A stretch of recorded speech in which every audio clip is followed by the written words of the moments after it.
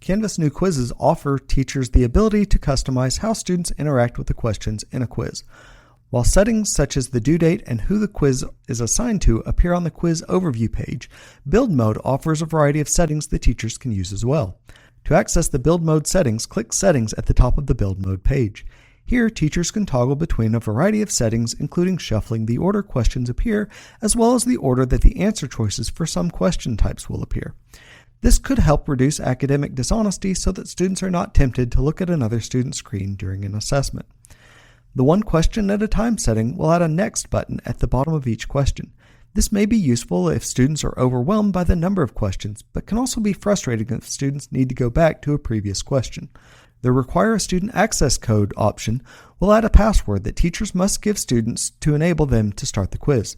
This could be useful if teachers want to publish the quiz, but want to ensure that students don't start it until the teacher determines that the student is ready. The time limit feature can ensure that students do not spend an inordinate amount of time on something like a bell ringer. If a teacher sets a time limit on a quiz, the quiz will automatically be submitted at the end of the timer. This could be useful if students leave the quiz tab open but forget to submit.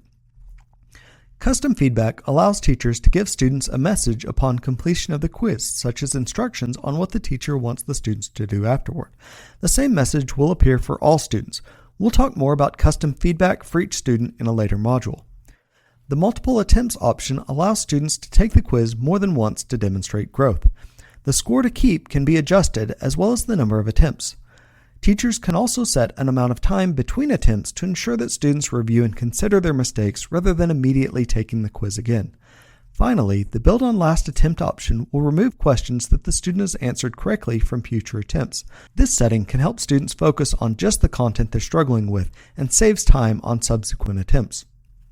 The last option, to hide results from students, can be beneficial if a teacher wants to wait to go over the results of a quiz with the class as a whole at a later time, or wants to wait until manually graded questions have been scored before sharing the results with students. Some teachers may also choose to hide results to ensure that students in one class do not share the questions and answers with students in another class period. This setting can be adjusted after students take the quiz, but it's always important to ensure that students are reviewing assignments so that they can learn and grow from their mistakes. Consider when it's appropriate to hide results and when students can use the immediate feedback to progress their learning.